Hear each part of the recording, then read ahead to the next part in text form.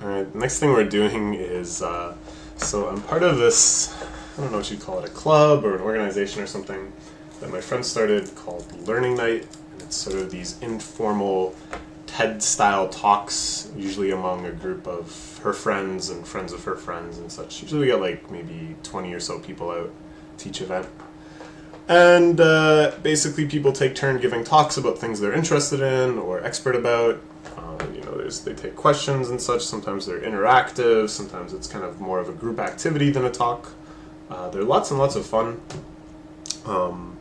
They're located here in Waterloo, and there's a branch in Toronto and a branch in San Francisco. So, anyways, I've given a few talks before. I gave one on basic income. I gave one on literature. I gave one on Smash Bros. With a friend of mine. And recently I gave a talk on Mahjong. And like the Mahjong one, I thought I would do kind of like a dry run of my presentation and make a video of it, just to make sure that I have kind of cues for everything I want to say, and that it all kind of makes sense, and that it's roughly the time I want it to take, although I think I'll probably talk more in this video than I will in the actual presentation. So this one's going to be on the otaku anime industry, which is something very near and dear to my heart. That probably a lot of people watching this channel have some experience with, given that this channel is pretty nerdy and anime oriented. So this is a nice shot of Akiba, the holy mecca of the otaku anime industry. I've been lucky enough to go there a few times in my life, and I would love to go again. So, what is an otaku? It's a pretty derogatory term in Japan. It means like a very extremely obsessive nerd. It doesn't just refer to anime and manga in Japan. Any sort of hobby can have otaku that are just sort of the extreme upper end of interest. So there's train otaku. I have a picture of train otaku here, rushing out to take pictures of this rare train that they're all obsessed with for whatever reason. Military otaku, people who love tanks and warships and stuff. Bike otaku, people that are really, really into their bikes. Even though it's sort of an athletic activity, it still generates this obsessive clique within it. Here's a shot of idol otaku at a handshaking event where they get to meet their favorite performers. Very, very thrilling day for them, I'm sure. In the West, usually the word otaku refers only to anime. And that's what we're going to be focusing on in this talk, of course. It's not representative of a typical anime fan in Japan or in the West, though. In Japan, anime is fairly mainstream. Studio Ghibli, a lot of their movies are some of the highest grossing in Japan. Something like One Piece is like a huge cross-demographic phenomenon. Pretty much everyone reads it there. But there's this niche within anime that's much, much more, I guess, socially reprehensible. That's a lot more kind of closeted and obsessive, and that's what we're going to be talking about here. So, what are some typical genres of otaku anime? What kind of stuff are we talking about? A big one is the harem genre, where we have a bunch of different girls who all fall in love with the single male character. And the male character is usually extremely generic, pretty much faceless, has no real defining characteristics, so that the male otaku viewer can self-insert as the male character and imagine that all these girls are in love with him. Usually the plot of the show is trying to figure out which one will he choose, and all the viewers have like a different favorite, and there's the kind of like a competitiveness around there. This is Love Hina, pretty famous harem series. Then there's Slice of Life, which is pretty similar, except they take out the male character, so now it's just the girls hanging out with each other. The plot is usually laid back or totally non-existent. They just kind of hang out, chat, have nice little adventures. And this sort of spun off into a very common genre that I can only call girls doing activity, where it's pretty similar to the Slice of Life, that it's mostly just them kind of hanging out in their relationships with each other. But there is some activity that's given a lot of attention and focus too, and this can be anything from ping pong to riding bikes to riding tanks, as we see here in the massively popular franchise, Girls and Panzer. It's kind of a subset of the girls doing activity genre, but it's become such a big thing in and of itself that I feel like I ought to mention it as idol shows. These are focusing on girls who perform, are in a band, they sing, they dance. These have become really popular because you can sell not only the anime, but soundtrack CDs and concerts and stuff too. Kind of get double your money in some ways by hitting two mediums. And then magical girl shows. This one's pretty interesting because originally this genre, this kind of like your Sailor Moon type of genre, was actually for young girls. But now it's become so popular among otaku that they're making magical girl shows more for adult men. Like they both kind of coexist. It's similar to the kind of bronies phenomenon, if you know about the kind of sub-community within My Little Pony, which has become explosively popular and a market force in and of itself. So I should mention though that there's not just male heterosexual otaku, there's also heterosexual women and all sorts of other kind of avenues of desire within otakudom, but shows with girls in them for heterosexual men is by far the largest demographic, so that's the one we're going to focus on. So what do all these genres have in common? I kind of spoiled it there, but it's all about girls, that the girl characters are the main focus, the main appeal of the show. Male characters are usually very secondary. You know, even in the harem, the main character is a male, but all of the merchandising and focus is put on the girls. So why is that? Why is this the most common thing among all otaku shows? Well, that's because when otaku watch these shows, the main appeal is that they get this sort of intimate connection with the girl characters. They really feel like they have developed a personal, loving relationship with the fictional characters. So you might ask, you know, how is that possible? None of their feelings can possibly be reciprocated. The characters are totally fictional and two-dimensional.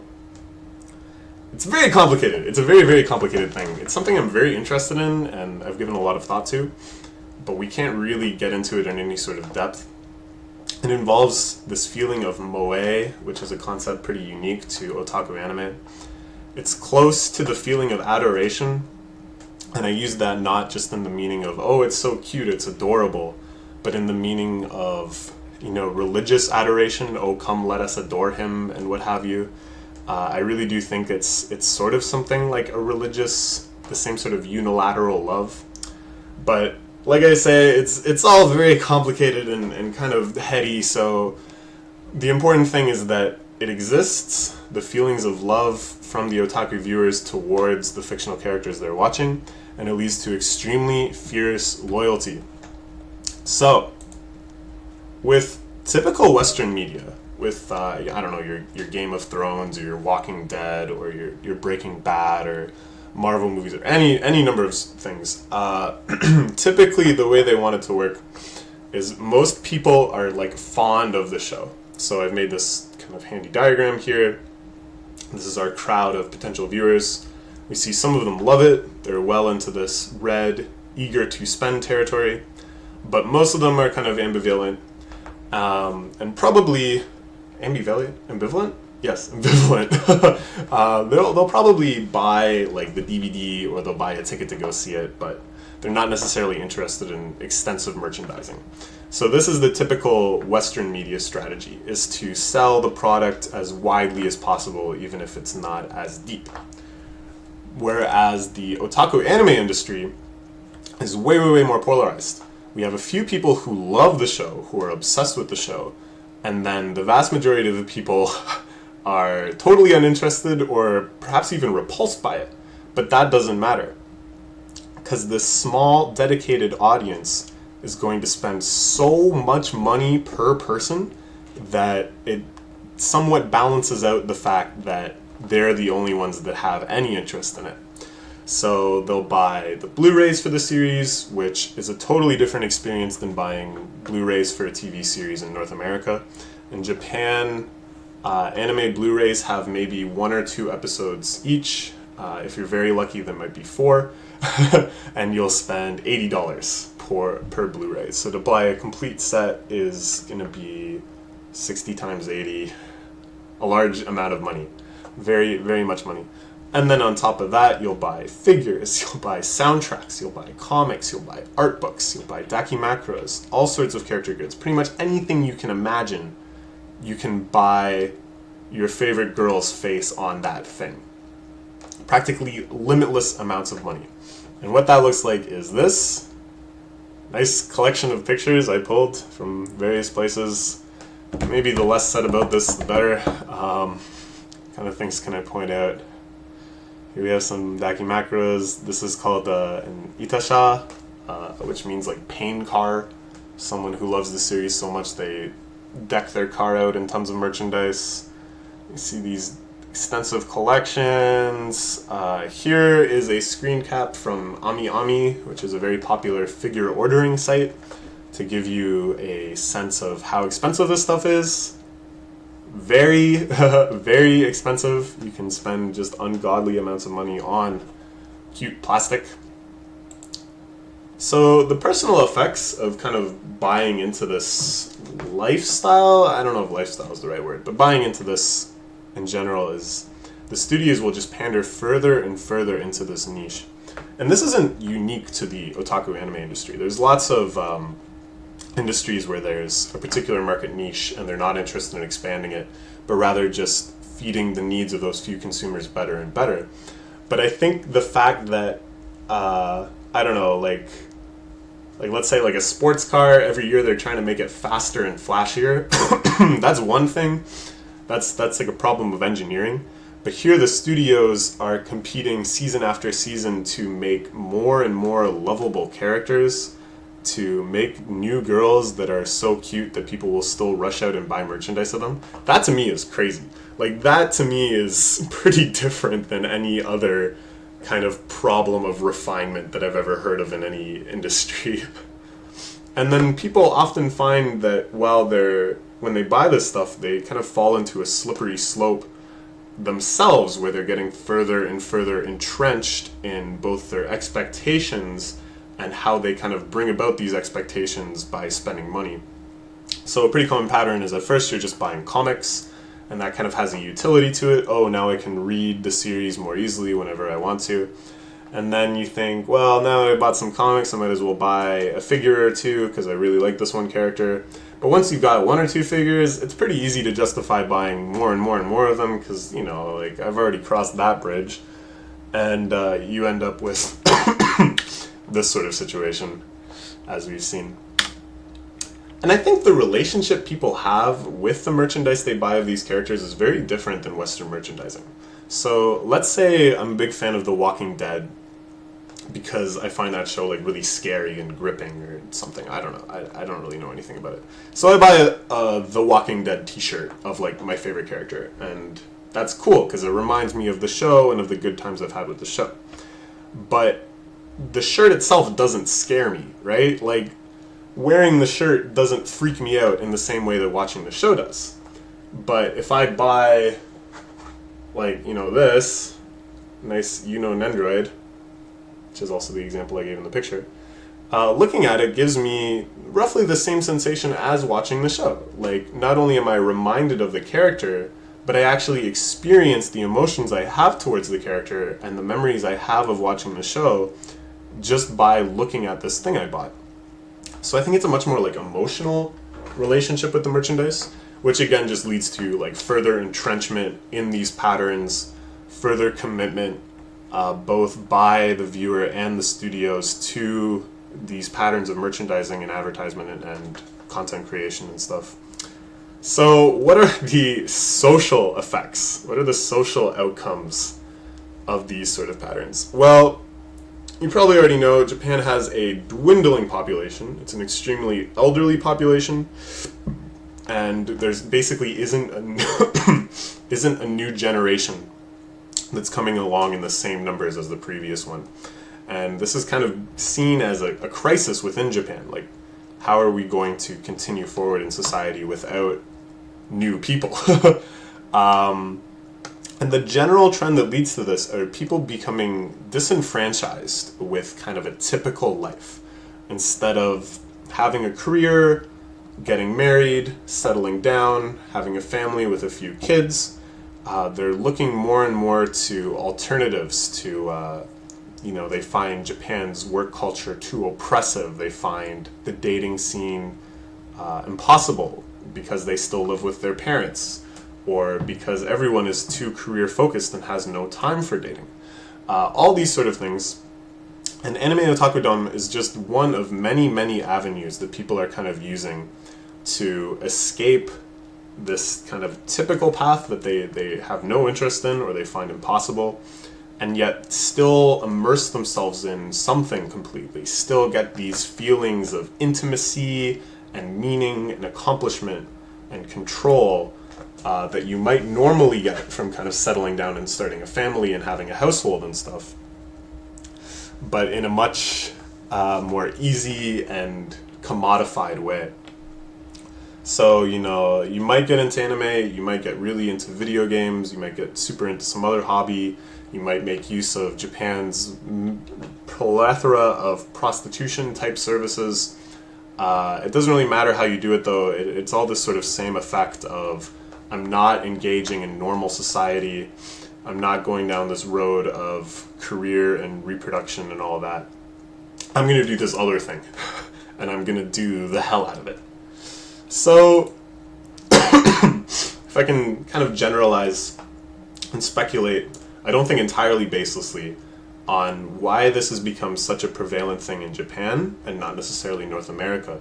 I think the big defining thing is this Japanese attitude of shikara ga nai, also kind of commonly referred to as shogunai, which translates roughly into "it can't be helped." And this is a really good quote I found on Wikipedia.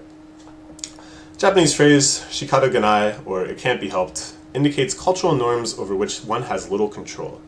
This notion of suffering in part stems from shikara ga nai.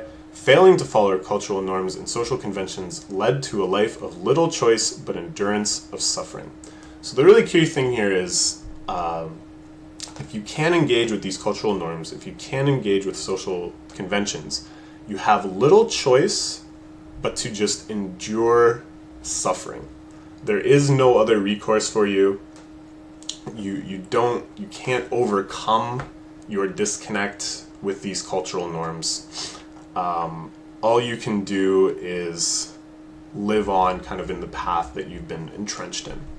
Now, this is something that would be seen as really un-American, and I think pretty much all Western cultures have absorbed this sort of American ideal to some extent, that no matter who you are, no matter how bad your life sucks right now, no matter how hopeless it seems, really, if you work hard enough, if you get a little bit lucky, if you just keep grinding at it, it's inevitable. You'll still get the attractive spouse and the 2.5 kids and the nice house and all of that. You can achieve all of that. Even if you are going down this path of otakudom, or you're super into whatever other hobbies, you can have both. This is the American dream in a nutshell, is that no matter what your circumstances are, you can still achieve absolutely everything you can think of. It's within your power. So that's why I think we don't see as often people really fully committing to the otaku lifestyle for whatever hobby in the Western world is I think this difference in attitude here of what's really possible in your life. And I guess the question, I'll kick it over to any viewers and that I'm planning on using to maybe get a discussion going while I give my talk, is really, what is better? Do you believe that everyone can achieve it all, that no one should give up on the dream or the desire to have a romantic relationship, to have children, to have a family? Are some people actually doomed and they will never be able to have this as long as they live? Are they just inherently unlovable, for lack of a better word? And maybe in that case they ought to look for these sort of alternatives, something that can give them happiness. I don't know. I have no idea. So I think it's a pretty interesting question. And, alright, I think that's it. I think that's my talk. It took me 20 minutes here, but I think when I give it live, it'll be a little shorter. Yeah, it's pretty high level overview. Doesn't really get super into what anime is as much as the effects of it and how people engage with it, which I think is fine. If you want to learn what anime is, there's no better way than actually just sitting down and watching some shows, which is not something I'm going to do, like show people entire episodes of Maid Dragon or whatever, as much as I want to. I think I tried to make it as kind of fair and balanced as possible. I looked for shots here that kind of indicated the devotedness, but wasn't necessarily like insulting people or making fun of them, like, oh my god, look at how socially outcast it is. And same for these pictures, like, I tried to show extremes of devotion, but not necessarily like disgustingness or messiness. I mean, well, this one's kind of silly. Maybe I'll swap that one out. But I wanted to kind of humanize, I think, anime otaku to some extent without glossing over just sort of how inherently pitiful it is. I think it's something where you shouldn't be judgmental. You should pity before you condemn these people. I don't know. And then I was able to kind of explain, I think, how it operates pretty well, which I think is good. And then this sort of stuff, like tying it into greater social paradigms, honestly, it's not even what interests me about it. I think I would be really interested in this even if it was such a niche phenomenon that it really didn't matter at all demographically, or that it wasn't indicative of these greater kind of problems in Japan. That stuff is all very secondary for me, but I think this kind of difference in attitude is worth discussing. But only to an extent. Like, you can't generalize too much, of course. I don't think this is the only factor. Okay, but that's it. Feel free to leave any questions you have, or feel free to discuss this. I might try to word this better. I don't know. Which is better? It feels a little too flat. Anyways, that's all for that. We'll do some manga after this, I think.